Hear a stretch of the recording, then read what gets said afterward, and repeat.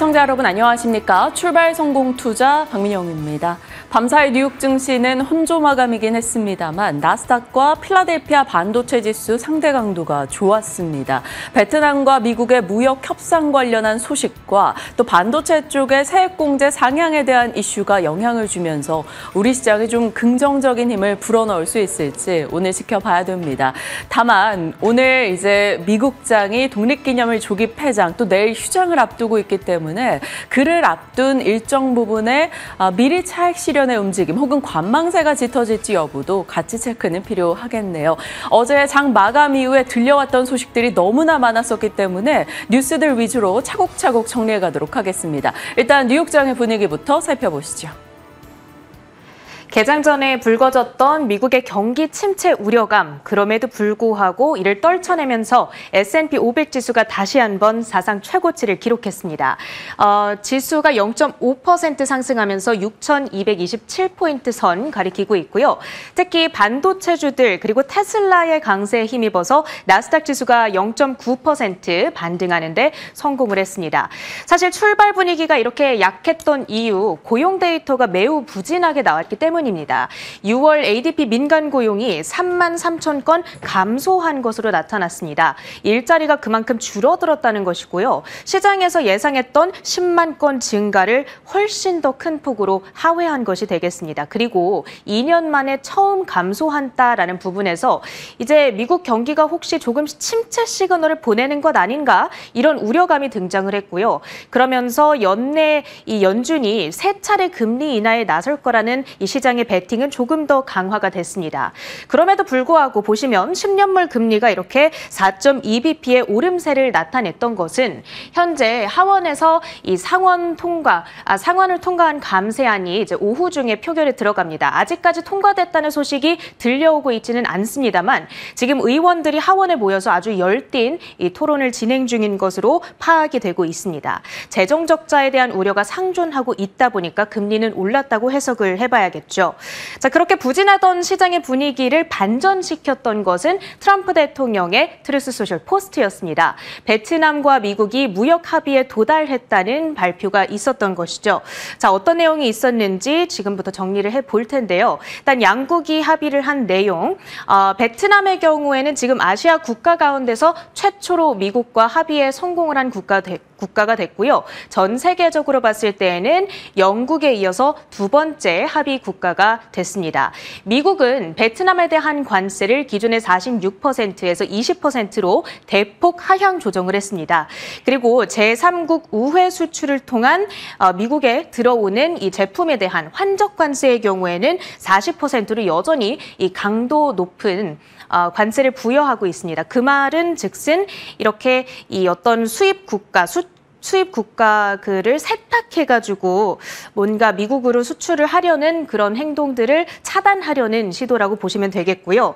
그리고 베트남의 경우에는 미국에 부과하는 관세를 0% 사실상의 무관세이고요. 그리고 미국에 전면적으로 시장을 개방하는 데 합의를 했습니다. 오늘 일부 종목들 이 소식에 따라 움직였습니다. 지금 나이키의 경우에는 신발의 절반 이상을 베트남과 중국에서 생산을 하고 있다 보니까 대표적인 관세 피해주로 분류가 됐었는데 오늘 이 소식이 들려온 이후에 주가 4% 상승하는 흐름을 가져갔고요. 또 다른 신발 업체입니다. 온홀딩의 주가 역시 2.9%, 그리고 태양광 ETF에 해당하는 TAN, 티커명입니다. 일부 태양광 업체들은 베트남에서 지금 생산 비중이 높다 보니까 함께 5%의 강세를 나타냈고요. 그리고 지금 폴리티코 매체의 보도에 따르면 이번 합의안에는 베트남이 보잉사의 항공기를 50대 구매하는 방안도 포함이 되어 있다고 합니다. 보잉의 주가도 1%대에 함께 탄력을 받아갔습니다. 전체적인 섹터와 종목별 분위기도 확인해 보시죠. 보시면 반도체 주들의 시세가 일단 좋았습니다. 2.6% 엔비디아가 상승세를 나타냈는데요. 지금 감세안에서 계속 말씀드리다시피 반도체 산업에 대한 세액 공제가 확대됐다. 하원에서 과연 이 통과가 이뤄질 것인가? 통과가 된다면 되면 반도체 산업이 확실하게 부스트를 받을 수 있을 거라는 기대감 자리하고 있습니다. 그 밖에는 간밤에 가장 큰 이슈가 아니었을까 싶죠. 테슬라의 2분기 인도량이 공개가 됐습니다. 38만 4천 대로 전년 동기 대비 14% 가까이 급감한 것으로 나타났습니다. 두 개 분기 연속 감소세를 보였고요. 또 시장의 예상치도 한 3천 대가량 하회하는 수치였습니다. 그럼에도 불구하고 주가가 5%대나 급등을 했던 데에는 두 가지 해석이 있습니다. 일단 이번에 물론 이렇게 좀 굉장히 저조한 수치를 찍기는 했습니다만 1분기에는 이 수치가 33만 7천 대였거든요. 그러니까 1분기보다는 나아졌다. 수요 감소세가 바닥을 찍은 것 아니냐라는 해석. 그리고 두 번째로는 어차피 인도량이 안 좋게 나올 것은 모두가 알고 있었던 사실이다 보니까 오늘 발표가 되니까 악재 소멸로 인식됐다는 해석이 있습니다. 그리고 또 한 가지 AI 관련해서 빅 뉴스가 있었습니다. 오라클의 주가를 밀어 올렸던 소식. 오라클과 오픈 AI가 원래 스타게이트 프로젝트 파트너사 관계였는데 그 파트너십을 확대한다는 소식이 들려왔습니다. 그러니까 오픈 AI가 이 스타게이트 프로젝트를 집행함에 있어서 너무나 많은 전력이 필요하다 보니까 그 전력 수요를 오라클이 충당을 시켜주는 그런 계약이 되겠고요. 4.5 기가와트 규모의 데이터 센터 전력을 충당시키는 내용이 담겨 있습니다. 이번 주 초에 오라클이 300억 달러 규모의 연 매출 계약을 수주했다 이런 소식이 있었잖아요. 부분적으로는 이 스타게이트 프로젝트랑 관련이 있지 않을까 하는 것이 현재 시장의 예상입니다. 그 다음으로 마이크로소프트 AI 때문인 걸까요? 올해 정말 공격적으로 인력을 줄여나가고 있는 상황입니다. 간밤에 또 한 번 직원을 9천 명 감축한다. 전 세계 인력의 4%에 해당하는 수준입니다. 보통 이렇게 조직을 간소화한다라는 소식이 들려오고 나면은 주가는 오르기 마련인데 이 소식에도 불구하고 약보합세로 마감을 지었습니다. 자, 그 밖에 특징주들도 확인해 보시죠.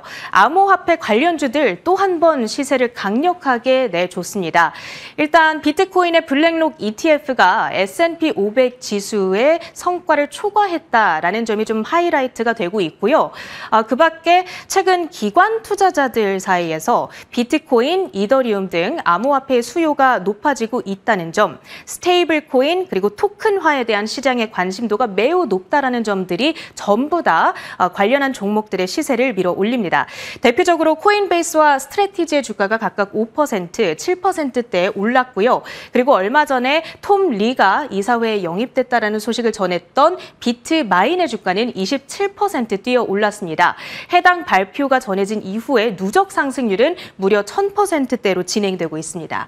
다음으로 양자 컴퓨터 관련주들의 시세도 좋았는데요. 사실 양자 컴퓨터 종목들에 대해서 커버리지를 내놓고 있는 월가 IB들이 아주 많지는 않습니다. 그런데 간밤에 캔터 피츠제럴드에서 비중 확대 의견을 게시했습니다. 다음으로 엄청난 이 막대한 경제력을 지닌 차세대 기술 넥스트는 이 양자 컴퓨터가 될 것이다. 물론 아직 기술력이 구현되기까지는 수년 정도가 걸리겠지만 시장에서 관심을 가지기에는 지금부터도 충분하다라는 의견을 내놓고 있습니다. 대표적으로 리게티 컴퓨팅이 15%의 급등, 아이온큐도 함께 시세를 받아갔고요. 마지막으로 데이터 도그, 과연 S&P 500 지수, 이 주니퍼 네트워크스가 휴렛패커드의 인수가 되면서 한 자리가 비게 됐었거든요. 그 자리를 누가 꿰차고 들어갈 것인가? 로빈후드, 앱 러빈 등이 원래는 유력한 후보로 거론이 됐었는데 마감 후에 데이터 도그가 선정됐다는 소식이 들려왔습니다. 현재 애프터마켓에서 9% 급등하고 있다는 점 체크해 드립니다. 우리 증시 베트남과의 무역 협상 이 소재에 힘입어서 오늘 오를 수 있을까요? 전략 세워보시죠. 확실히 최근에는 단기 변동성이 조금 확대되고 있는 상이죠. 아무래도 단기적으로 지수가 가파르게 올라온 영향일 겁니다. 그 과정 속에서 순환매가 굉장히 빨라지고 있고요. 어제도 그 순환매 흐름이 나타나며 양지수 모두 다 하락이었습니다. 자, 미국의 감세안이 상원을 통과하고 AI 규제 이슈 그리고 트럼프의 일본 무역 협상 압박 등 미국 내에서 쏟아진 이슈들을 소화하면서 코스피가 0.4% 1% 정도 하락으로 어제 끝이 났고요. 코스닥 쪽도 제약과 화장품을 제외하고는 대다수가 조금 부진했습니다. 다만 제약 쪽의 시가총액 비중이 크기 때문에 알테오젠, 리가켄바이오, 삼천당제약 등의 상승으로 그나마 코스닥의 낙폭은 좀 제한됐어요. 0.1%대 하락으로 끝났습니다. 시가총액 1위인 알테오젠이 5% 이상 오르면서 다시 한번 40만 원권을 좀 터치해보고자 애쓰고 있고요. 리가켄바이오 역시나 6%의 상승, 휴젤이나 클래시스, 뷰티 미용 기기단에서의 상승세도 어제 같이 나타났습니다. 최근에 시장은 조선, 방산, 원전, 네이버, 카카오, 지주 쪽에서 강세를 돌아가며 보여주고 상반기를 끌었다가 그쪽에서 순차적으로 조금씩 자금이 이동하는 모습도 나오고 있습니다. 상대적으로 못 갔던 쪽에 대한 관심을 계속 갖고 있고요. 그것이 삼성전자나 혹은 헬스케어주 아니면 내수주 쪽으로 관심이 이어지고 있죠. 어제도 미국 내에서 기술주에서 헬스케어로 자금이 좀 이동하는 모습이 보여지고 순차적으로 금리 인하가 될 것이다라는 기대감이 작용되면서 셀트리온 제약, 알테오젠, 리가캠, 보로노이 등의 종목이 강세를 기록했습니다. 자, 미국에서 재생에너지 물품세가 삭제됐다라는 이슈에 하나솔루션 어제 6% 상승하기도 했고요. 어제 이 소식 전달드렸던 것 같아요. HD 현대건설기계와 HD 현대인프라코어가 합병해서 1월 1일에 HD 건설기계 가칭입니다만 새로운 회사로 출범한다라는 소식에 일단 그 이슈 나오고 대체거래소 애프터마켓에선 반영을 안 하더니 어제 장중에 상승 흐름을 나타냈죠. HD 현대건설기계가 15% 급등, 다만 윗꼬리가 꽤 달렸습니다. 장중에는 9만 원을 넘어가는 모습도 있었는데요. 일단은 상승으로 반응을 보이긴 했네요. 그리고 요즘 화학 섹터 분위기가 꽤 괜찮습니다. 전통화학주를 말하는데요. 효성 TNC, 롯데케미칼, LG화학 정말 잊혀져 있던 소외 섹터입니다. 단발적인 시세 외에는 뚜렷하게 시장의 관심에 전혀 들지 못했던 이들이 일단은 올라서고 있다는 점 체크해 두도록 하겠습니다. 아무래도 유가의 움직임, 그리고 중국에서 부양이 될 것이다라는 기대감 등이 일정 부분 저가 메리트와 만나 화학 섹터를 자극하고 있는데요. 이것이 연속성을 띨지 여부에 대해서는 좀 지켜보도록 하겠습니다.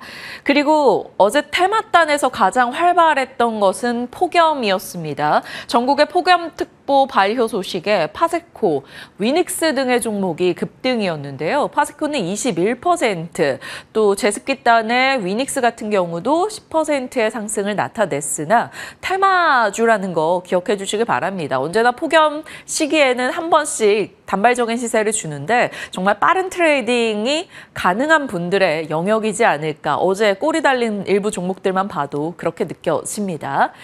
자, 어제 시장에 대한 얘기. 바이오 쪽 얼마 전에 저희 다뤄봤던 거 기억하시는지 모르겠어요. 상반기에 국내 기술 수출 기업들의 성과가 이미 작년 전체 성과보다 좋았다라는 점에서 하반기 어디에서 또 추가적인 성과가 이어질 것인가, 리가캠일지, 알테오젠일지, ABL 바이오일지, 알테오젠의 대표도 인터뷰를 통해서 계속적으로 자신감을 피력하고 있고요. ABL 바이오의 BBB 플랫폼에 대한 기대감도 계속해서 높아지고 있죠. D&D 파마텍 시세 줄 때는 빠지지 않고 올라가고 있고요.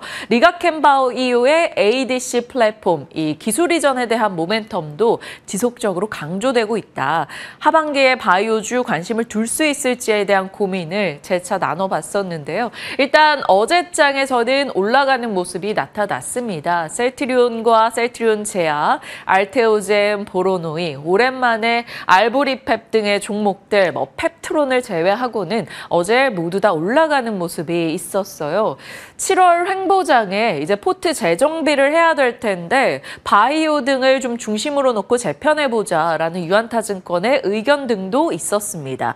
관세 이슈로 상반기에 조금 주춤했었던 제약 바이오단인데요. 관세 영향이 직접 판매하는 셀트리온, SK 바이오팜 등을 제외하고는 그리 크지 않을 것이다라는 시각에 대해서는 6월 초에 전에 이렇게 정리 한번 해서 말씀드렸던 바가 있습니다. 금리 인하 기조에 기술 수출의 모멘텀, 군집성은 띄지 못하고 조금 각계전투하고 있던 제약바이오에 힘을 실어줄 수 있을지 지켜봐야겠죠. 다만 오늘 새벽에는 미국에서 헬스케어주 그리 좋지 못했고요. 또 금리 역시나 장기물은 상승세를 보였다라는 점에서 연속성의 여부는 조금씩 지켜봐야 될 것 같습니다. 자, 상법 개정 타임라인 어제 보여드렸던 내용이죠. 자, 바로 오늘입니다. 3% 룰 포함한 상법 개정안 처리 될 예정이죠. 어제 합의 관련한 소식이 장 마감 이후에 들려왔기 때문에 오늘 아마 오후 2시경으로 이제 본회의에서 처리되지 않을까 시장은 예상하고 있습니다. 세론일까 매수 기회일까 상법 개정 합의 관련해서 지주사를 비롯한 종목들에 대해 고민이 좀 필요한 시점이겠죠. 개정안의 주요 조항들, 이사의 충실 의무가 확대되고 전자 주주총회 도입 의무와 그리고 사회이사에서 독립이사로 명칭을 바꾸고 역할을 강화하는 것, 집중투표제 도입은 약간 보류되긴 했습니다만 이 부분에 대해서도 추가적인 내용은 업데이트해드리도록 하겠습니다. 감사위원 선임 시 의결권 제한, 그러니까 최대 주주와 특수관계인의 의결권, 기존에는 각각 3%씩이었는데 이제는 3%로 제한한다라는 겁니다. 이 3% 룰의 핵심은 감사위원회의 독립성을 강화시키는 겁니다. 경영권 집중을 억제하고 행동주의 펀드나 소액주주의 영향력이 올라가는 것이죠. 그렇기 때문에 이 이슈와 함께 지주사를 비롯해서 상법 개정 관련한 종목들에 대한 기대감이 높았었던 건데요. 하나증권에서는 오늘 아침 업데이트된 보고서 내용입니다. 상법 개정은 세론으로 치부할 것이 아니다. 코리아 디스카운트 해소에 서막을 알리는 신호탄이다라고 얘기하고 있습니다. 코스피가 이 덕분에 상승 기세를 높여서 3,710포인트에 도달할 것이고 외국인의 자금 유입이 계속적으로 일어날 것이다라고 얘기하고 있습니다. 일단 대체거래소 애프터마켓에서는 일부 지주사는 오르고 일부 지주사는 하락하는 모습이 있었는데요. 세론으로 작용하게 된다면 그걸 매수 기회로 삼아봐야 될지 아니면 조금 천천히 단기적으로 많이 오른 것에 대한 부담을 소화하는 걸 보고 움직여야 될지 궁금해집니다. 일단은 옥석 가리기 과정이 일어날 것이고요. 선별적인 강세 속에서 선택지에 대한 고민은 계속 진행되겠죠. 2분기 상승률 어제 보여드렸었는데 굉장히 좋았던 종목들이 어제 장중에는 이제 세론에 대한 우려감 속에 꽤 많이 하락하는 모습이 있었어요. 한화 14%, LS, HS 효성 모두 다 급락이 나오기도 했었습니다. 어떻게 활용을 할 것인가 고민을 좀 같이 해보도록 하죠. 자, 지주사에 대한 얘기였고요. 상법 개정 다음은 시장은 또 배당소득 분리과세에 대한 얘기가 강화되지 않을까 이런 기대감을 갖고 있습니다. 어떻게 될지 모르겠죠. 상법 개정 이슈 이후에 순차적으로 이렇게 현 정부에서 추진 중인 증시 부양책들 어제 보여드렸고요. 결국 이 과정에서 중요한 것은 기업들의 배당이 강화되고 주주 환원이 강화되겠구나라는 것입니다. 그래서 이제 하반기라는 점은 또 연말을 준비하는 배당주 얘기도 나올 법해서 배당이 어디가 많이 주는가, 배당 성향과 이런 부분을 잘 파악해서 미리 좀 계획을 세워보는 것도 중요하겠다 싶어서 배당주의 키워드를 남겨놓고 넘어가겠습니다. 지금 새 정부 들어와서 추진되고 있는 일들을 살펴보면 굉장히 속도감 있게 진행되고 있습니다. 또 속도감 있게 빠르게 진행이 된다면 이 또한 빨리 결정이 날 것인가 하는 뉴스가 어제 장 마감 이후에 나왔죠. 단독 뉴스라서 주의는 필요합니다. 하반기에 특정 날의 일정으로 자리하고 있었던 것이 바로 중국인 단체 관광객에 대한 무비자 입국이었습니다. 12월까지 시행되고 나서 시범적으로 운행이 되는데 어제 나온 단독 뉴스에 따르면 사실상 무기한 연장 방안을 검토하고 있다. 그러니까 지속적으로 중국인 단체 관광객에 대한 무비자를 주겠다라는 것이죠. 소비나 숙박이나 관광, 투어 등을 통해서 내수 활성화에 좀 기여하게끔 중국인들의 소비를 유도하겠다라는 내용입니다. 정부 측에서는 이 단독 보도에 따르면 조만간 시행 계획을 발표하겠다. 트럼프도 곧 하면 바로 막 하루 이틀 뒤였었는데 국내 지금 새 정부에서도 어떤 정책을 추진할 때 굉장히 빠르게 속도감 있게 진행이 됩니다. 이 부분도 조만간의 일정으로 일단 남겨놔야 될 것 같고요. 자주 보여드리는 내용인데요. 중국인 소비 키워드에서 가져갈 수 있는 아이디어, 화장품, 엔터, 미용기기, 의료관광 굉장히 많이 오죠. 그리고 면세, 환급, 글로벌 텍스프리, 의료 시술을 받고 나서 이렇게 환급받는 부분도 다 글로벌 텍스프리 등으로 연결이 되고요. 여행주, LCC, 카지노, 생각해 볼 수 있죠. 그리고 국내 백화점과 편의점 등에서 일부 종목들, 이들은 또 이중 모멘텀이 있습니다. 13조 소비 쿠폰 수혜가 유통단에서 음식료단에서 받아갈 수 있다는 점을 기억해 주시고요. 화장품 같은 경우는 이번 주 후반부터 해서 아마존 프라임데이가 진행이 됩니다. 그래서 아마존 프라임데이 뷰티단을 같이 놓고 보셔야 될 것 같네요. 자, 이쪽으로 어느 반응을 보일 것인가는 시장이 보여주는 대로 살펴보시죠. 어제 장 마감 후에 뉴스가 참 많이 나왔다라고 말씀을 드렸었는데 아기다리 고기다리던 현대 로템의 폴란드 2차 계약 소식이 들려왔습니다. 1차 계약이 2022년도에요. 러우 전쟁이 시작된 직후였죠.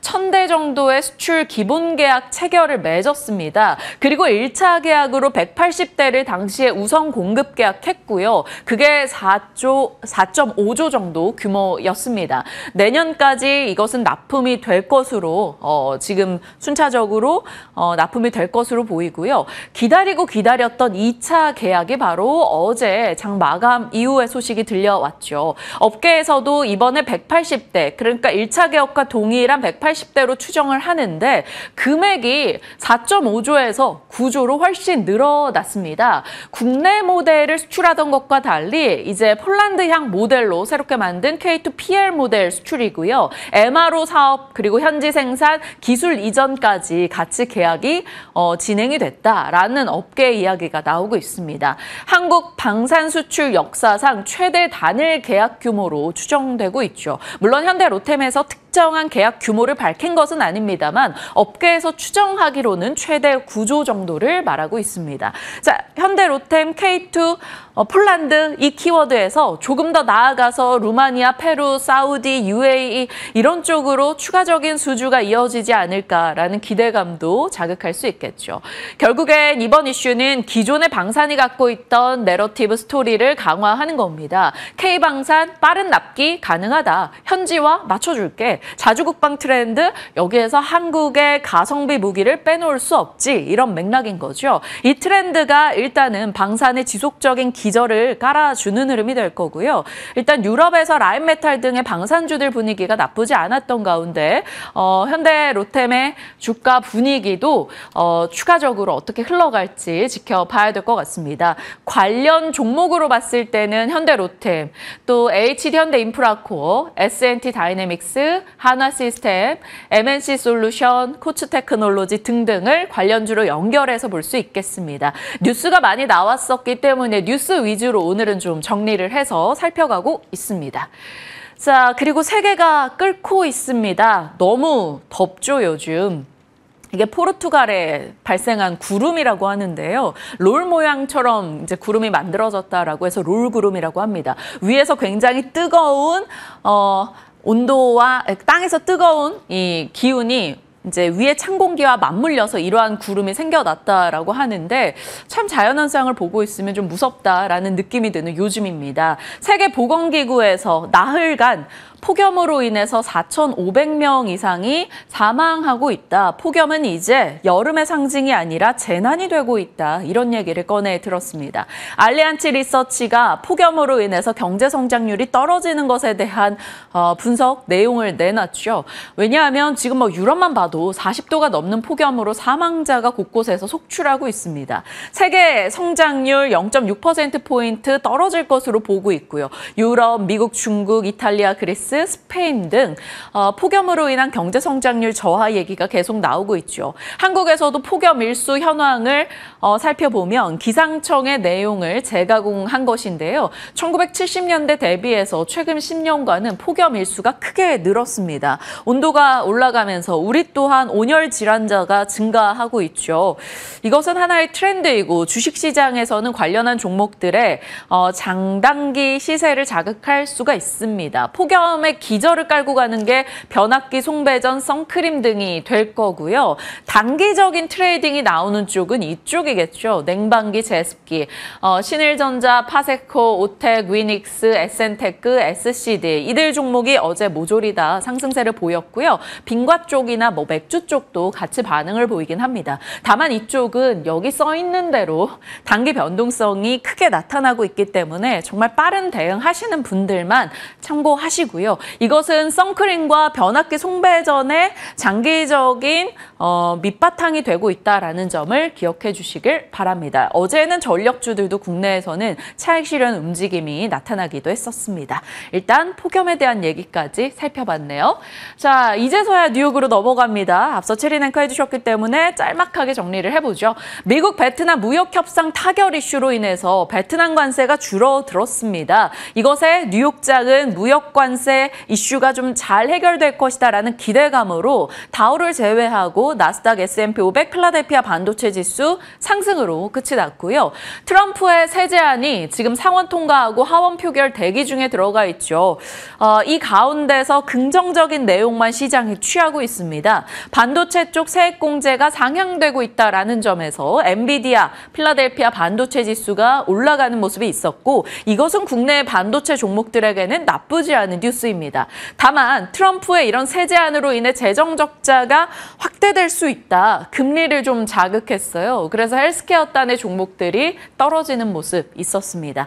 테슬라 인도량이 최악은 아니다라는 평가 속에 최근에 좀 내렸기 때문에 5% 상승했고요. 애플 같은 경우 요즘 분위기가 나쁘지 않네요. 뭔가 혁신적인 무언가를 내놨다라는 것은 아닌데 이 최근에 아이폰의 판매량이 좀 개선됐고 미국과 베트남 관세 이슈가 잘 마무리되면서 그것 또한 애플에 긍정적인 영향을 줬습니다. 제프리스 등에서 투자 의견을 올렸다라는 점에서 2% 상승이었죠.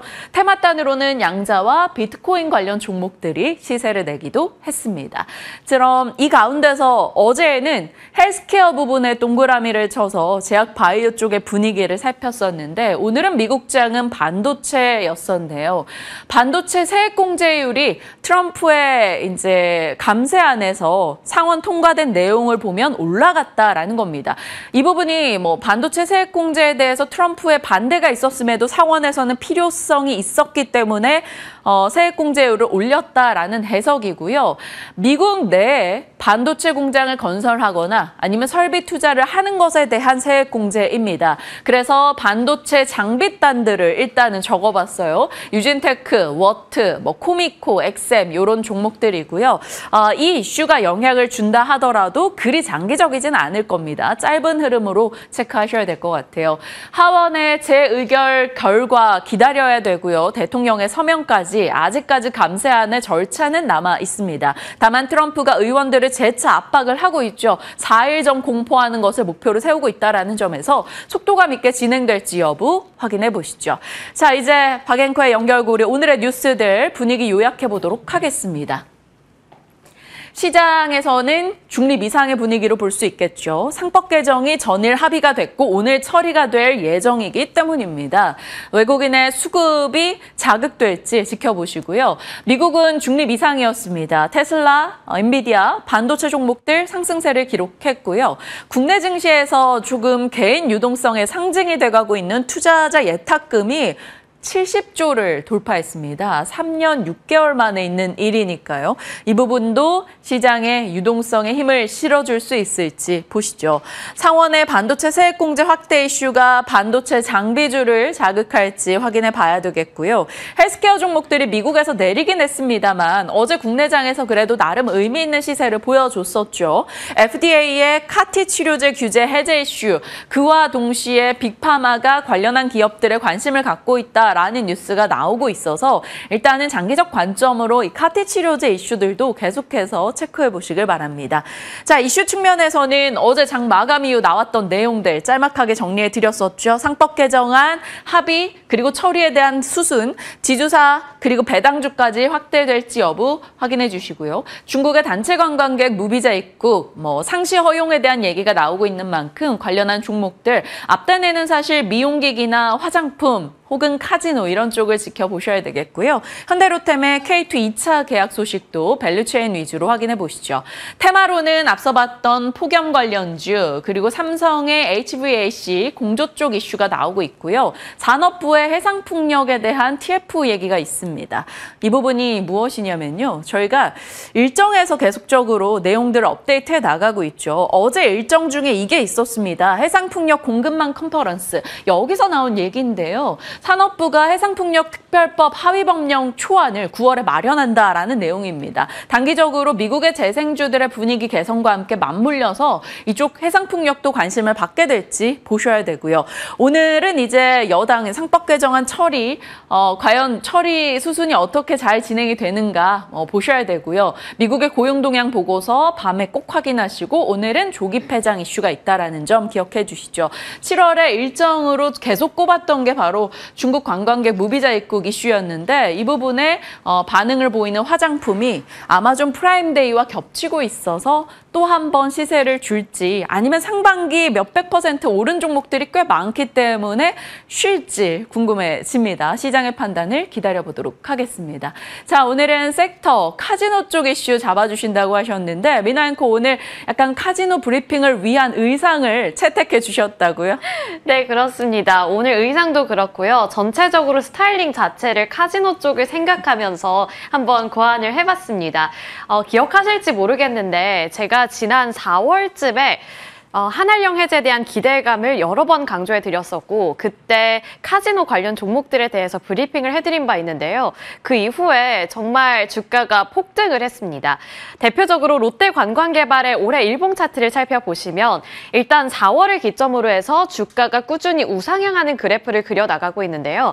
그리고 대표적인 이 종목들의 올해 상승률을 살펴보시더라도 롯데관광개발이 127% 넘기는 상승률, 파라다이스가 57%대, GKL이 39.6%의 상승률을 기록했습니다. 종가 기준이고요. 그리고 강원랜드도 이렇게 카지노주에 함께 엮이고는 있지만 최근에 시장에 관심을 많이 받는 그리고 외국인 방한객들이 많이 늘어날 경우에 가장 탄력적으로 움직일 수 있는 종목들 3가지로 좁혀서 한번 주가를 살펴봤습니다. 넘어가서 카지노 관련 종목들에 대해서 살펴볼 텐데 이제 또 카지노 하면 타짜라는 영화가 생각이 나잖아요. 그래서 제가 오늘 브리핑에는 그 타짜의 명대사를 활용해서 제목들도 달아봤으니까 그거에 대한 재미도 함께 누려보시면 좋을 것 같습니다. 자, 손은 눈보다 빠르다고 하는데 앞서서 차트를 살펴보시면 내가 손을 빠르게 놀리지 않았기 때문에 주가가 나의 후회보다 더 빠르게 움직였다라는 생각이 절로 들죠. 2분기 실적을 살펴보시면 가장 잘 갔던 롯데관광개발의 실적이 정말 좋았습니다. 제주 드림타워의 복합 리조트의 실적이 분기 기준 역대 최대 실적을 기록했다고 하는데요. 기존 최고 실적은 작년 3분기였는데 그때에 비해서도 무려 16.6% 이상 성장하는 모습을 기록했습니다. 그리고 전분기 대비로 봤을 때도 30%의 성장세를 나타내면서 분기별로 봤을 때도 정말 빠르게 실적이 좋아지고 있구나. 이것을 체감해 볼 수 있었던 대목이었고요. 이 제주 드림타워 다음으로 또 한 번 유의미한 성과를 가둔 쪽이 바로 이 카지노의 순매출이었습니다. 카지노 매출액이 처음으로 1,000억 원대를 돌파하는 유의미한 성과를 거뒀는데요. 기존의 최고 실적은 지난 1분기로 그때 1분기와 비교했을 때도 무려 30%의 성장세를 나타냈습니다. 그리고 전분기 대비로는 65%를 넘기는 강세를 기록했고요. 아래로 보시면 이제 테이블 드로백, 지금 관광객들이 코인으로 바꾸는 금액을 드로백이라고 하는데 드로백도 정말 큰 폭으로 증가했습니다. 기존 최고 기록을 기록했던 지난 1분기 대비 38% 이상 성장하는 모습을 나타냈고요. 2분기 호텔 부문 그랜드 하얏트 제주에서도 지난해 3분기에 이어서 역대 2번째로 높은 실적을 거두면서 이번에 롯데관광개발이 제대로 성과를 냈구나. 이 부분을 통해서 진짜 이 유커에 대한 기대 기대감, 그리고 관광객에 대한 기대감이 앞으로 실적에 반영이 되겠구나라는 기대감이 다시 한번 높아지는 부분이었습니다. 그리고 제가 지난 4월에 이 롯데 관광개발에 대해서 브리핑을 해드리면서 수급적인 특징도 봐드린 바 있는데요. 연기금 쪽에서 지금 4월에 보유 비중을 5%에서 7%대까지 지분을 확대했다라는 점을 말씀드리며 수급적인 부분도 특징을 잡아드린 바 있습니다. 따라서 앞으로의 수급도 살펴보실 필요 있어 보입니다. 자, 롯데 관광개발 살펴봤는데 파라다이스와 GKL 이 두 가지 기업들도 앞으로 2분기 실적을 발표할 전망입니다. 그리고 아직은 나오지 않았기 때문에 먼저 1분기 실적 리뷰를 통해서 2분기에 대한 힌트도 얻어보시면 좋을 것 같은데요. 이제 확실하지 않으면 승부를 걸지 말아라 라는 곳에서 좀 착안을 해봤습니다. 실적을 통해서 어느 쪽에 베팅을 하는 게 더 유리할까?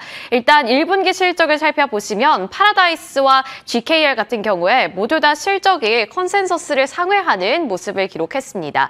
그리고 파라다이스 같은 경우 보시면 드롭액이 작년 대비 소폭 감소했고요. GKL도 마찬가지로 드롭액이 약간은 감소하는 모습을 나타냈습니다. 하지만 홀드율 같은 경우 GKL에서는 2.9%포인트 늘어나면서 매출액 자체는 살짝 반등하는 모습을 기록한 건데요.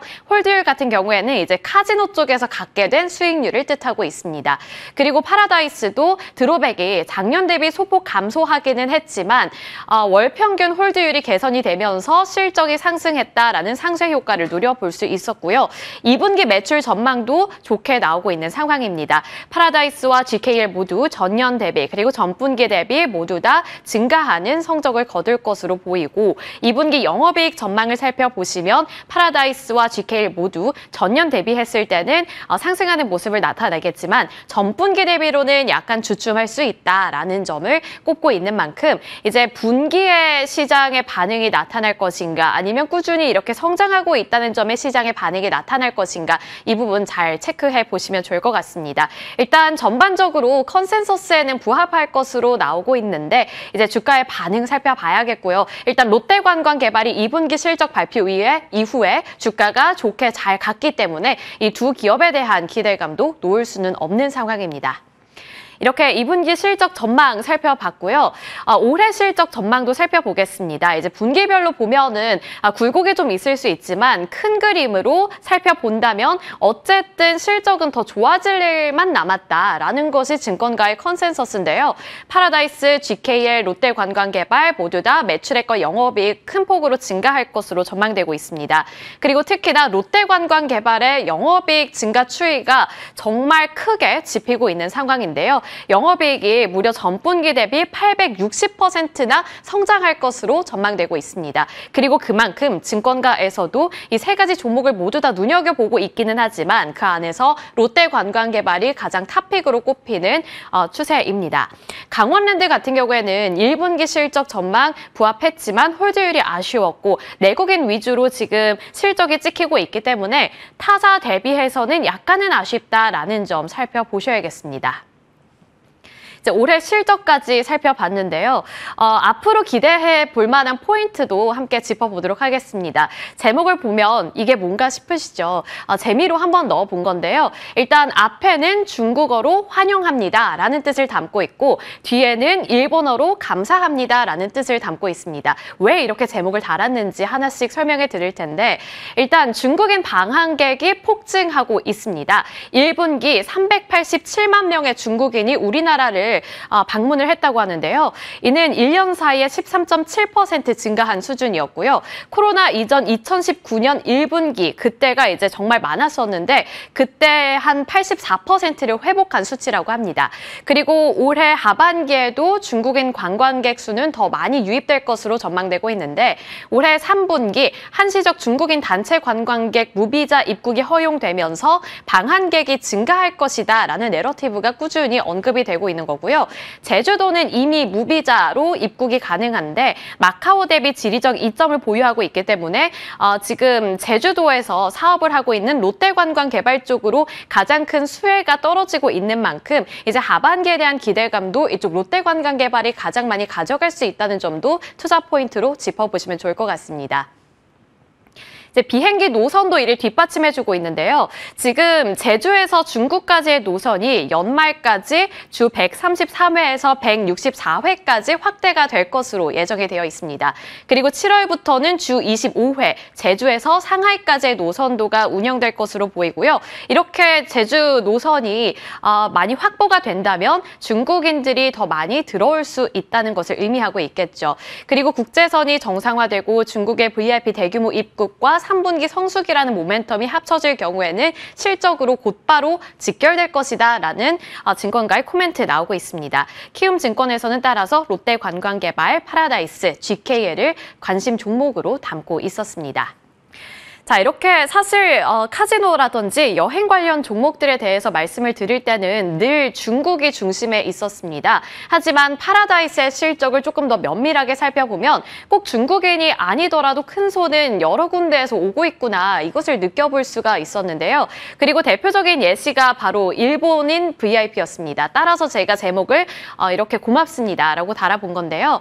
파라다이스 같은 경우에는 일본인 VIP의 강세가 지속되고 있다는 점이 큰 강점입니다. 지난 5월 일본인 VIP 드롭백은 2,864억 원을 기록했다고 하는데요. 지난해 8월에 기록했던 최고 드롭백에 근접했다라는 점에서 의미를 갖고 있습니다. 그리고 8월은 일본의 최대 명절인 오봉절이 있는 달인데 그때가 되지 않았는데도 5월에 이미 근접한 드롭백을 기록했기 때문에 그러면 8월이 되면은 일본인 VIP들이 더 많이 올 테고 실적은 더 좋아지겠네 라는 기대감이 생기고 있는 겁니다. 따라서 이쪽 파라다이스 관련해서도 실적을 면밀하게 하반기 실적까지 다 꼼꼼하게 살펴보실 필요 있어 보이고요. 엔화 가치가 상승하면서 일본인 VIP 모객과 객당 드롭백 유지에 기여했다.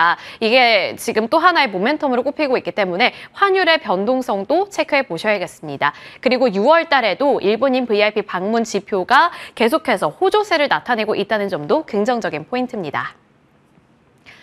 자, 이제 지금까지는 여러 가지 긍정적인 모멘텀을 살펴드렸는데 다만 이렇게 좋은 전망이 나온다고 해서 주가가 무조건 더 오를 것이다 라는 결론으로 가기에는 이르죠. 따라서 유의해야 하는 리스크 포인트들도 함께 짚어보겠습니다. 일단 중국 관련 정책 리스크가 있는데요. 중국에서 지금 무비자 입국을 허용하고 우리나라에서도 여러 가지 무비자 입국을 허용하겠다라는 발자취들 남기고 있고 그게 거의 다 확실화되고 있기는 합니다만 이제 또 정책은 언제든 바뀔 수가 있기 때문에 외교 관계를 잘 살펴보셔야겠습니다. 그리고 드롭백과 홀드율이 카지노 기업들의 실적을 담당하는 가장 큰 부분인데 이게 좀 운에 따라서 달라지는 부분도 있고 얼마나 돈을 쓰는지는 우리가 결정해 줄 수 있는 게 아니기 때문에 그 부분은 유의하면서 잘 지켜봐야 된다라는 코멘트 나오고 있습니다. 그리고 밸류에이션 부담, 지금까지 주가가 정말 많이 올랐잖아요. 따라서 이게 이미 선반영된 것 아닌가라는 부분은 잘 가늠해 보셔야 될 것 같고 앞서서 제가 엔화와 원화 이 부분에 대해서 말씀을 드렸는데 환율 변동성에 따라서 외국인들이 느끼게 되는 부담에 따라 또 실적과 결과가 달라질 수 있기 때문에 이 부분도 참고해 주시길 바라겠습니다. 자, 이렇게 잘 갔던 카지노 종목들 대체적으로 어떠한 흐름을 기록하고 있는지 살펴드렸는데요. 한 번 더 묻고 더블로 갈 수 있을지 주가 함께 저희와 분석해 보시길 바라겠습니다.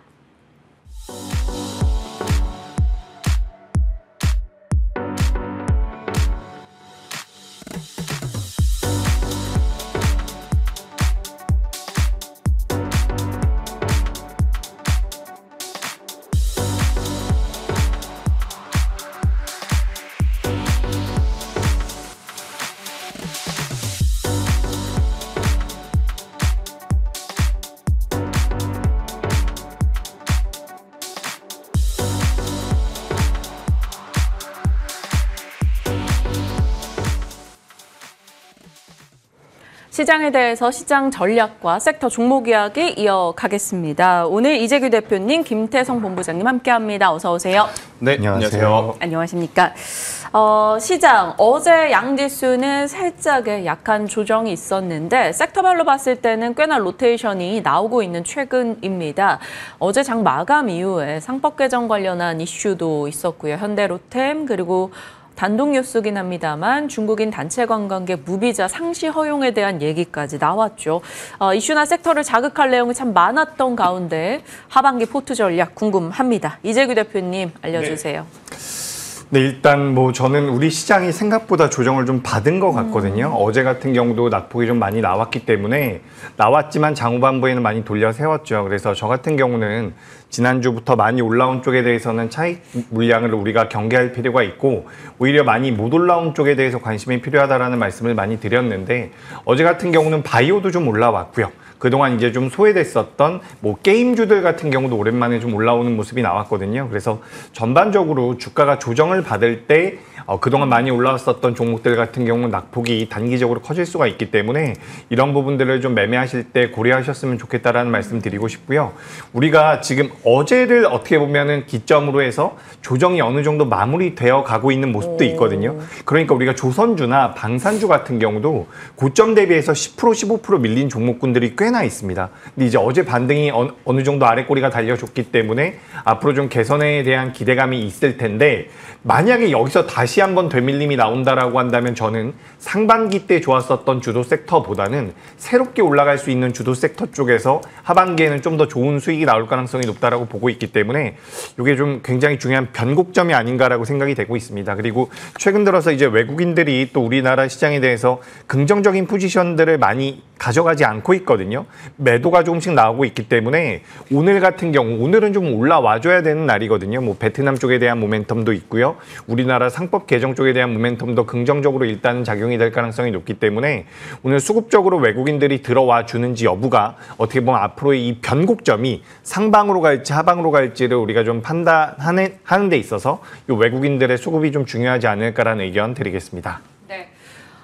일단은 상법 개정안의 이슈도 있었고 무역 협상에 대한 기대도 높아지고 있기 때문에 외국인의 수급이 우호적으로 변하는지 잘 지켜보겠습니다. 다만 오늘은 미국 조기 폐장 또 다음날 휴장 이런 일정이 있기 때문에 그 또한 염두에 두면서 막 급할 필요는 없지 않을까 싶은데요. 김태성 본부장님 시장 전략 어떻게 짜세요? 일단 조정은 기회라고 보셔야 될 것 같은데 어떤 섹터, 어떤 기업을 이제 조정을 기다리느냐가 하반기 계좌에 좀 차이를 만들어내지 않겠는가라는 생각이 듭니다. 저는 개인적으로 여전히 기술주 중심의 조정은 기다려야 된다라고 생각하는 주의에 있고 또 이제 이번 주 우리나라 증시뿐만 아니라 글로벌 증시 전체적으로 어떤 현상이 나타났냐면 최근까지 지수를 혹은 시장을 이끌어왔던 종목에서 차익 매도 물량이 좀 나왔어요. 그리고 이제 그 차익 매도 물량이 시장 밖으로 엑시트한 것이 아니라 그동안 소외받았던 쪽으로 이제 수급 이동이 좀 나타났었거든요.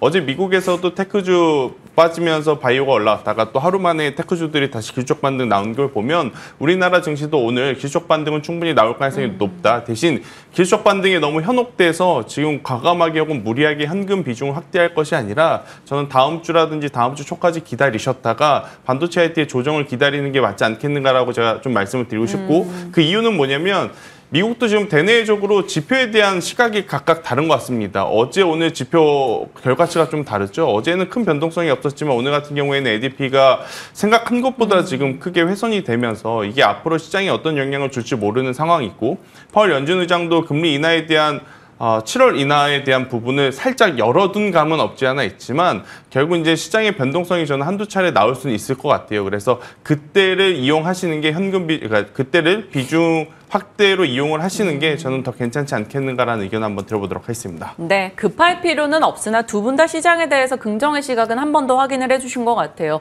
오늘 또 미국에서 고용 보고서가 나오니까요. 그 부분도 잘 참고하셔서 살피시고 천천히 내가 조정 시 대응할 수 있는 종목들 아니면 지금이라도 편하게 모아갈 수 있는 종목은 무엇인지 고민해 보시길 바랍니다. 저희도 하나씩 섹터별로 얘기 이어가죠. 조선, 방산, 원전이 순차적으로 조금씩 조정이 나오고 있습니다. 먼저 조선 쪽에서 조정이 나왔다가 방산 하락했다가 두산 에너빌리티가 떨어지는 모습이 순순히 이렇게 순서대로 나오고 있는데 방산 쪽은 어제 현대로템 K2 2차 계약 소식이 들려왔어요. 그래서 이게 또 자극이 될지 아니면 이미 너무 알려졌던 내용이라서 뭐 크게 별다른 반응 없이 흘러갈지 궁금해지는데 먼저 김태성 본부장님 답변 주실까요? 일단 오늘 현대로템이 장 후반까지 어느 정도의 주가를 지켜주느냐가 관건일 것 같습니다. 만약 세로뉴스로 작용이 되면서 시초보다 조금은 약한 종가의 모습을 보인다면 저는 방산 같은 경우에는 지금 위험하다라기보단 일정 부분 수익은 꼭 챙기고 다시 기다리는 구간이 아닐까라는 생각이 들어요. 제가 2주 전에 한번 이런 이야기를 드린 적이 있습니다. 유럽에서 방위비를 증가했다는 뉴스가 나왔을 때 이건 우리나라 방산주들에게는 굉장히 중요한 문제 그리고 굉장히 큰 호재다. 만약 오늘 같은 날도 상승하지 못한다면 앞으로 하나 에어로스페이스 같은 경우에는 추가적인 가격 조정 혹은 기간 조정이 나올 가능성이 높다고 제가 한번 말씀을 드렸거든요. 그날도 사실 시작은 굉장히 강했었습니다. 하지만 시간이 가면 갈수록 계속 차익 매도 물량이 좀 나왔었던 것들을 고려해 보면 방산주들 같은 경우에는 안 좋다라기보단 수주잔고 괜찮고요. 실적 괜찮지만 계속 같은 내용의 반복인 거죠. 특히나 폴란드 외의 나라에서 우리가 기다리고 있은 지가 한 2년이 된 것 같아요. 하지만 루마니아라든지 그 외에 새로운 신규 고객에 대한 등장은 지금 없는 상황이라서 저는 보유하고 계신 분들이 조금은 지혜롭게 대응할 수밖에 없는 구간이 아닐까라는 의견으로 방산주들은 말씀드려보도록 하겠습니다. 원전 조선은 한 줄 정리해 주시면요. 일단 조선은 저는 조정 시에 좀 보셔야 되는데 선택적으로 종목이 갈려야 될 것 같아요. 저는 개인적으로 삼성중공업만큼만 한번 보셔도 괜찮다 생각이 드는 게 일단 ROE 기준으로 벌써 10% 가깝게 올라온 게 삼성중공업입니다. ROE가 뭐냐면 자본금 대비 얼만큼의 수익을 벌었느냐를 이제 ROE라고 그래요. 예를 들어 내가 자본금이 1,000만 원인데 10만 원을 벌었는지 자본금이 1,000만 원일 때 100만 원을 벌었는지 이걸 이제 ROE라고 하는데 지금 삼성중공업이 다른 조선사들 대비해서 그동안 ROE가 굉장히 나빴다가 다른 조선사들만큼 이제 올라오고 있는 상황이에요. 아직까지 그들만큼 완벽하게 올라온 상황은 아니지만 그래도 추후에 수주잔고를 쭉 살펴봤을 때 전체 수주잔고의 10%가 FLNG, 액화 천연가스 터미널 쪽으로 지금 수주잔고가 잡히고 있는 것은 저는 다른 방산주들보다는 굉장히 큰 장점이라고 생각을 해요. 그래서 삼성중공업은 조정 시 한번 매수를 해보시는 게 어떨까라는 의견 한번 들어보도록 하겠습니다. 네, 조정시 선별적 매수 그 가운데 삼성중공업 예시로 들어주셨습니다. 원전 얘기 안 해주셨죠? 네, 원전도 조정시 매수인데 일단 문제는 다들 고민을 좀 하고 계시는 것 같아요. 너무 미래의 먹거리 그리고 이제 미래 산업에 대한 실적이 어떤 가격으로 잡힐지 고민을 좀 하시는 것 같거든요. 왜냐 수주는 했지만 저가 수주일 수도 있고 영업 마진율에 대한 고민도 우리가 해봐야 되는 것 아니야? 라는 생각들이 좀 있으신 것 같아서 두산 에너빌리티, BHI, 한전 KPS 저는 이 세 기업에만 좀 집중을 해보시는 게 지금은 조정시 매수를 하신다면 그게 더 낫다라는 의견 드리겠습니다. 그 종목군들은 지속적으로 강조해주고 계시네요. 네. 그러니까 원전 조선에 대해서는 선별적 조정시 매수 관점이고 방산에 대해서는 조금씩 비중 축소 의견을 주셨습니다. 자, 이재규 대표님의 의견은 궁금합니다. 조선, 방산, 네. 원전에 대해서 각각의 짧은 전략 주시면요.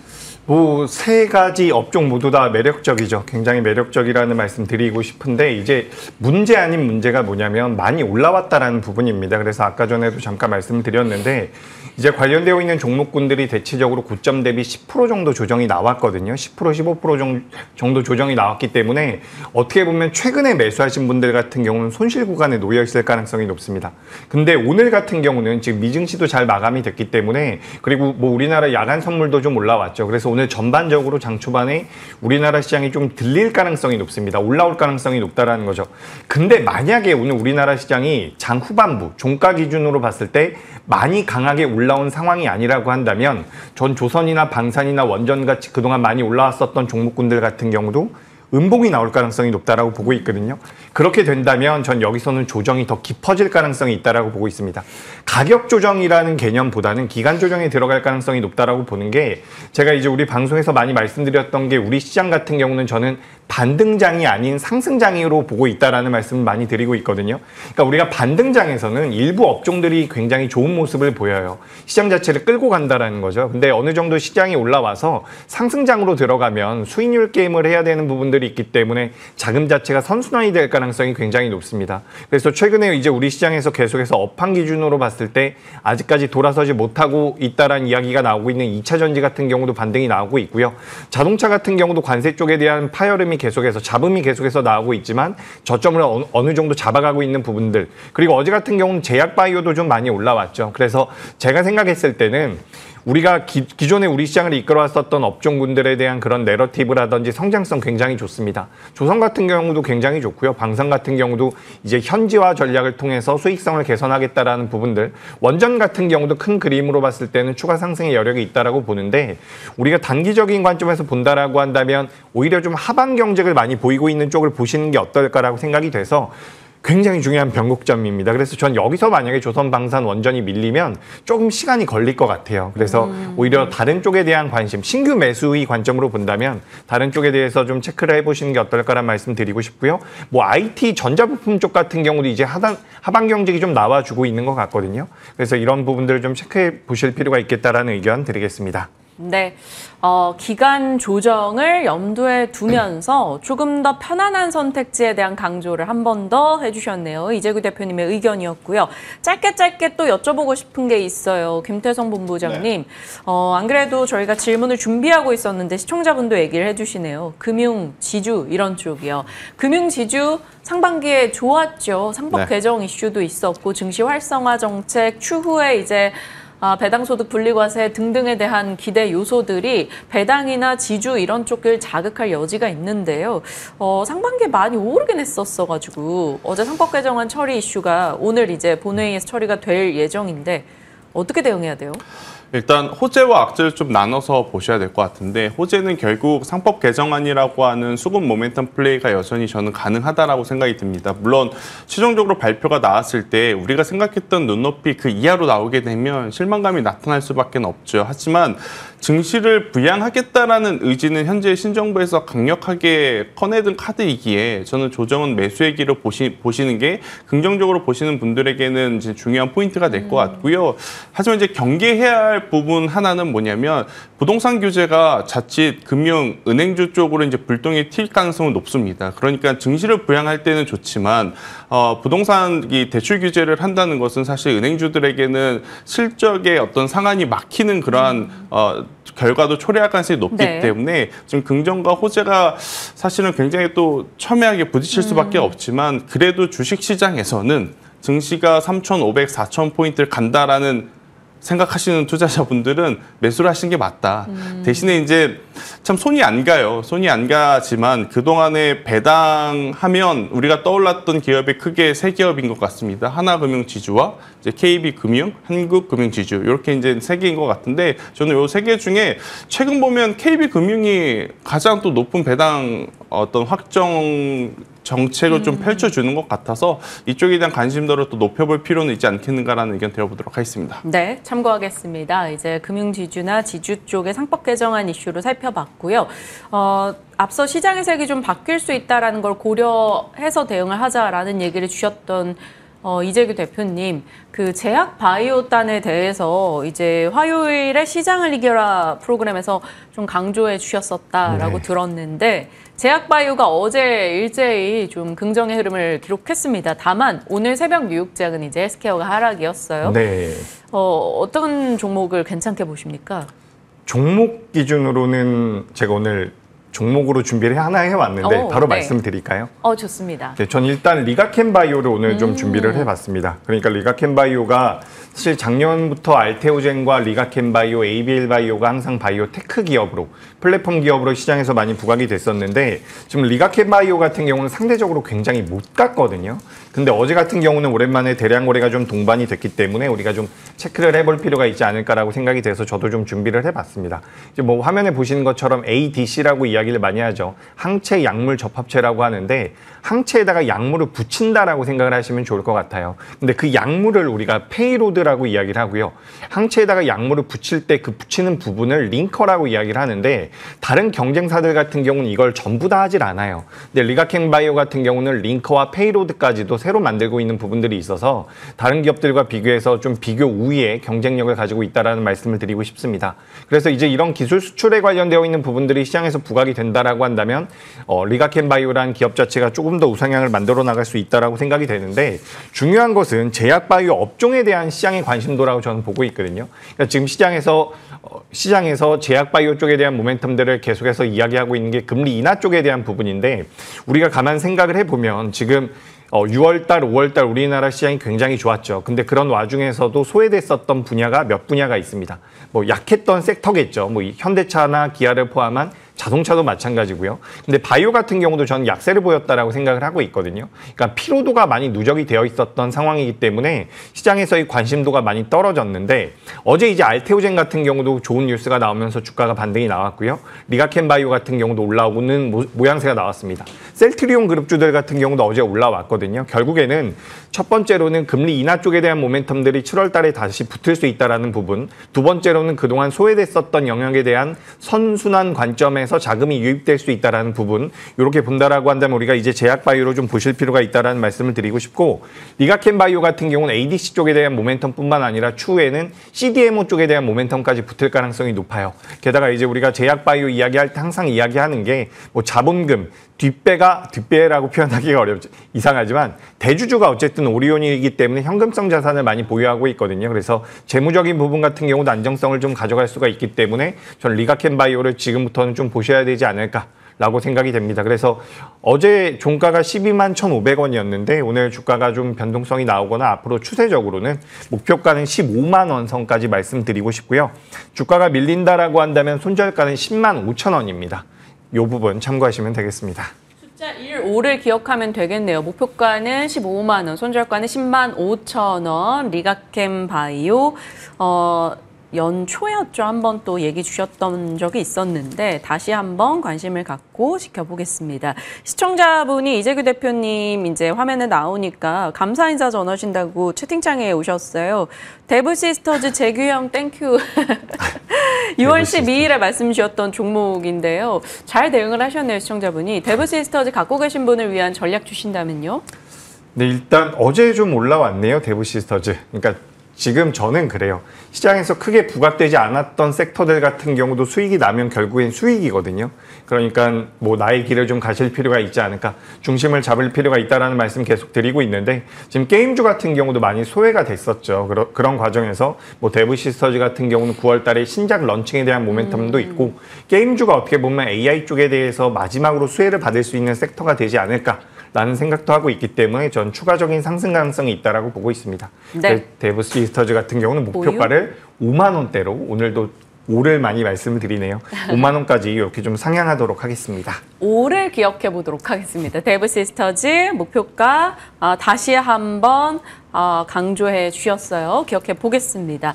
그리고 이제 김태성 본부장님께서 보고 계시는 유망 섹터 혹은 바이오 진영에 대한 의견, 섹터에 대한 의견들과 또 유망하게 보시는 섹터까지 같이 연결해 주시죠. 일단 바이오 이야기를 좀 해보면 네. 앞서 이제 리가켄 바이오 저도 이제 굉장히 긍정적으로 보는 것을 이제 동의를 하고요. 우리가 이제 흔히 알보리라고 좀 불려왔잖아요. 알테오젠, 보로노의 리가켄 바이오가 사실 세 기업 모두 위치가 좋아요. 아마 주식하신 분들은 차트 보면 굉장히 또 좋은 시세가 날 수 있겠다 생각이 들 정도로 흐름이 이제 좋기 때문에 저는 이 알보리 기업들 이제 보시는 게 좋을 것 같고요. 이제 여기에 좀 추가를 해서 각각의 좀 스토리를 가지고 있는 기업들이 몇 개 더 있어서 이것을 좀 정리 드리려 해요. 제가 지난주에 좀 말씀드렸던 쪽은 미국의 관절염 시장을 생각을 하면 코오롱 티슈진을 꼭 빼놓지 않고 보셔야 된다라는 이야기를 한 번 더 좀 강조드리고 싶고, 이제 뇌질환 쪽에서 보면 ABL 바이오의 이 BBB 셔틀에 대한 관심도도 여전히 식지 않습니다. 그러니까 제약바이오 혹은 의료계 전체적으로 통틀어 봤었을 때 최근에 가장 관심이 있는 쪽은 예전에는 항암이었다면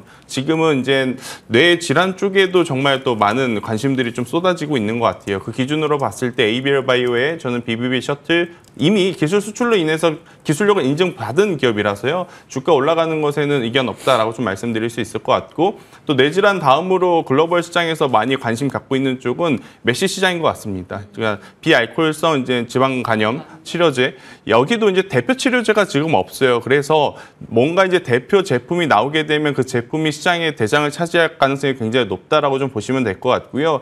일단 시세가 나서 좀 부담스럽긴 하지만 최근에는 가는 기업이 더 간다라는 것을 동의하시는 분들은 D&D 파마텍을 한번 보시는 게 좋을 것 같고요. 만약에 D&D 파마텍의 가격이 좀 부담이 된다라고 하면 후발주자로 보이는 제 올릭스라는 기업도 저는 괜찮지 않겠는가라는 의견 드려보면서 제약바이오는 섹터 전체를 보시기에는 다소 무리인 것 같아요.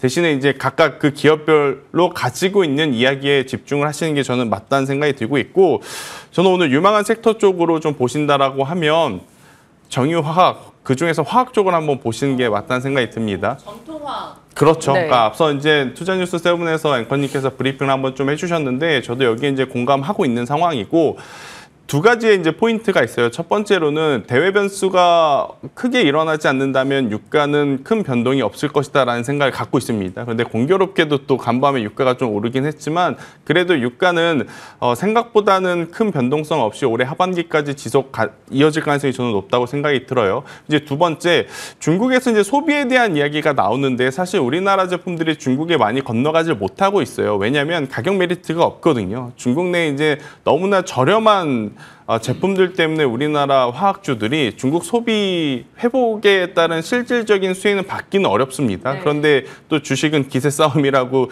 분위기가 형성이 되면 실제 수혜를 받지 못하더라도 투심에는 그게 자극이 되니까 이 부분을 좀 체크를 해야 되는데, 가장 또 흔하게 보실 수 있는 게 롯데케미칼이 만든 제품들인 것 같아요. 과자봉지 생각하시면 가장 또 쉬울 것 같은데, 또 여기는 진입장벽이 너무 낮고 중국산 저가 제품들 때문에 롯데케미칼이 과연 얼만큼의 실적 회복세를 보일 것이냐, 이 부분을 좀 지켜봐야 돼서 저는 네. 특수 소재를 가지고 있는 기업에 집중을 해보자라는 관점으로 코오롱 인더 그리고 HS 효성 첨단 소재를 좀 보셨으면 좋겠는데요.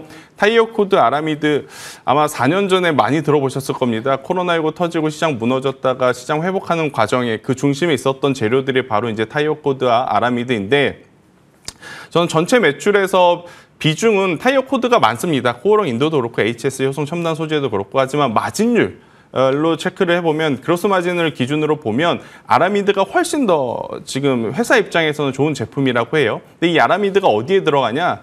통신 부품에 많이 들어간다고 합니다. 아마 여러분들도 느껴지실 거예요. 로봇, AI, 데이터 센터 이것들이 성장을 하면 자연스럽게 통신 쪽도 같이 성장할 수밖에 없고 우주 항공 쪽도 성장을 할 수밖에 없기 때문에 아라미드에 대한 수요는 계속 이어질 가능성이 높다. 그런데 이제 코오롱 인더와 HS 효성 첨단 소재의 주가의 차이가 좀 있죠.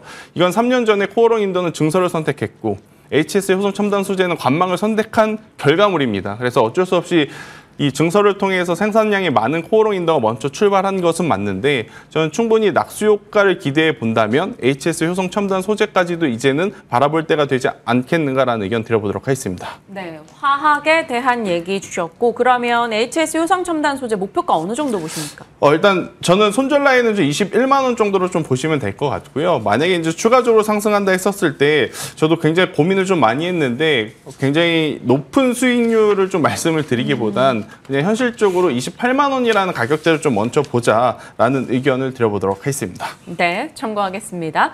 화학 섹터 그리고 앞서서 이제 D&D 파마텍과 올릭스 같이 연결해서 또 언급을 살짝 주셨는데, 올릭스 같은 경우는 로레알 협업 이슈 있고 화장품 쪽 종목이기도 합니다. 그리고 화학 섹터에 화장품도 들어가요. 자, 그러면 화장품의 키워드를 갖고 있는 전일장 뉴스. 이재규 대표님, 중국 단체 관광객 무비자 입국 상시 허용 관련한 이슈가 있어요. 그리고 아마존 프라임데이도 있습니다. 이것이 화장품 진영을 자극할지, 아니면 뭐 카지노가 됐든 면세든 뭐 미용기기 시술 쪽이든 어느 쪽으로 저희가 포커스 맞추고 있어야 돼요? 뭐 전부 다 보셔야죠. 그러니까 시장에서 관심도가 일단 화장품 쪽에 대해서 많이 이야기가 되고 있는 것 같은데, 주가의 흐름만 놓고 본다면 지금 카지노 쪽도 굉장히 좋은 모습이 나오거든요. 중국인들이 우리나라에 들어왔을 때 제주도로 많이 가잖아요. 제주도 같은 경우는 이제 공항에서 내려서 그 롯데관광개발이 운영하고 있는 리조트와 굉장히 가깝다라고 이야기가 되고 있습니다. 그래서 그쪽으로 가가지고 뭐 드랍액도 잘 나오고 있고요. 홀드율도 잘 나오고 있는 부분들이 있어서 뭐 카지노 관련주들도 계속해서 체크해 보실 필요가 있는데, 지금 일단 시장에서 관심도가 굉장히 높았던 것은 K-뷰티 쪽이 아닐까라고 생각이 돼요. 네. 화장품 쪽과 그리고 미용 의료기기 쪽이 아닐까라고 생각이 되는데, 일단 관련되어 있는 기업들의 주가 흐름이 최근에 잘 나오고 있습니다. 잘 올라오고 있는데, 작년 같은 경우는 이제 미국이라든지 다른 나라, 중동이라든지 뭐 일본, 북미 쪽에 대한 모멘텀들을 받아가는 화장품 관련주들이 좋았다라고 한다면, 올해 같은 경우는 이제 또 중국 쪽에 대한 모멘텀들을 받아가고 있는 기업들이 조금 개선이 되고 있죠. 하지만 데이터상으로 우리가 놓고 본다면 아직까지 중국 쪽보다는 다른 나라 쪽에 대한 모멘텀들이 좀 더 강한 상황이긴 합니다. 그래서 이 부분들을 좀 체크를 해보시면 좋을 것 같고, 다만 우리가 주가라는 것이 이런 수치적인 부분뿐만 아니라 이런 모멘텀으로 인해서 움직이는 경우도 많기 때문에 중국이 우리나라에 들어올 수 있다는 내용들로 인해서 화장품주들 같은 경우는 한 차례 정도는 추가적인 상승 시세가 나올 수 있지 않을까라고 저는 생각을 하고 있어요. 그래서 우리가 조선 방산 원전과 조금 다르다라고 보는 게 화장품 같은 경우는 사실 지난달과 이번 달 들어서 그렇게까지 저는 시장에서 많이 이야기가 되진 않았다라고 생각을 하거든요. 왜냐하면 정책적인 모멘텀들이 덜 붙었다라고 보고 있습니다. 그래서 이런 부분들로 인해서 좀 주가가 늦게 올라왔기 때문에 저는 상승 여력이 좀 더 남아있다라고 생각을 하고 있고요. 지금 이제 우리나라 같은 경우 어제 같은 경우도 식음료 관련주들이 좀 움직였죠. 뭐 빙그레 같은 기업도 좀 변동성이 나왔고요. 그래서 우리나라 같은 경우도 소비 쿠폰을 지금 지불하겠다라고 이야기가 되고 있는데 그렇게 된다라고 한다면 과거에는 소비 쿠폰이 나왔을 때 식음료 쪽에 가장 많은 비용을 썼다라고 이야기가 되고 있어요. 그래서 만약에 이제 중국 쪽에 대한 모멘텀이 우리나라 시장에 붙는다라고 한다면 그동안 계속해서 이야기가 됐었던 K-뷰티 쪽도 괜찮고요. 화장품 쪽도 괜찮은데 식음료 쪽 같은 경우도 오히려 좀 체크를 해보실 필요가 있지 않을까. 상승 여력은 많이 남아있는 분야이기 때문에 체크가 필요하겠다라는 말씀을 드리겠습니다. 네. 중국 소비 관련해서, 그러니까 중국 관광객들이 한국에 와서 소비하는 쪽에 대한 얘기 플러스 추경 소비 쿠폰 관련해서 볼 수 있는 내용 짚어주셨습니다. 자, 김태성 본부장님 올릭스 리뷰 감사하다는 김미향님의 글도 올라오는데, 그 중국 관련한 소비 쪽 어떤 키워드 뽑고 계십니까? 이거를 말을 해야 될까 말까 되게 고민 많이 했는데 할까 말까 고민될 땐 해주세요. 일단 화장품주는 저는 개인적으로 이제는 조심해야 되는 구간에 넘어갔다는 생각이 들어요. 실리콘2가 이제 최근에 급격하게 하락한 이후에 빠르게 회복을 못한 상황이기에 저는 그때의 어떤 큰 음봉을 다시 메꿔주지 못한다면 당분간 좀 하락 기조가 이어질 가능성이 높다는 생각이 들고 있고 오히려 저는 여기에 들어갈 투심, 화장품 쪽으로 몰릴 투심이 이제는 어디로 갈 거냐라고 생각을 해보면 의류 쪽으로 갈 가능성이 굉장히 높다는 생각이 듭니다. 전일 미국장에서 여러분들 나이키가 굉장히 또 강하게 또 프리장에서 올라오고 있어요. 이유는 베트남에 대한 관세가 생각한 것보다 이제 낮아졌기 때문이고 그런 베트남의 공장을 가지고 있는 우리나라 의류주들도 그동안에 지수 올라갈 때 전혀 올라가지 못했었거든요. 대표적으로 화성 엔터프라이즈를 저는 여러분들이 꼭 한번 보셨으면 좋겠다는 생각이 들고 있고 그리고 이제 JS 코퍼레이션까지도 한번 좀 보셨으면 좋겠고 여기 이제 추가적으로 상승 탄력 변동성을 좀 생각을 해보면 감성 코퍼레이션이라는 기업은 사실 최근까지 계속 시세가 좋았거든요. 네. 여전히 더 좋아질 가능성이 높지 않겠나라는 생각. 화장품이 안 좋다기보단 화장품은 이제 가격에 대한 밸류에 대한 부담이 슬슬 나타날 수밖에 없는 것 같고 반대로 의류 쪽은 그동안에 좀 짓눌러 왔었던 불확실성이 해소가 되었네라는 식의 수급 몰이가 이어질 가능성이 높지 않겠는가라는 의견 드려보도록 하겠습니다. 네, 두 분과 어제 장 마감 이후부터 밤사이 추가된 여러 뉴스들 하나씩 짚어보면서 전략 챙겨봤습니다. 시청자분들의 전략에 참고해보시길 바랍니다. 오늘 IS의 김태성 본부장님, AJ 인베스트먼트 이재규 대표님과 함께했습니다. 고맙습니다.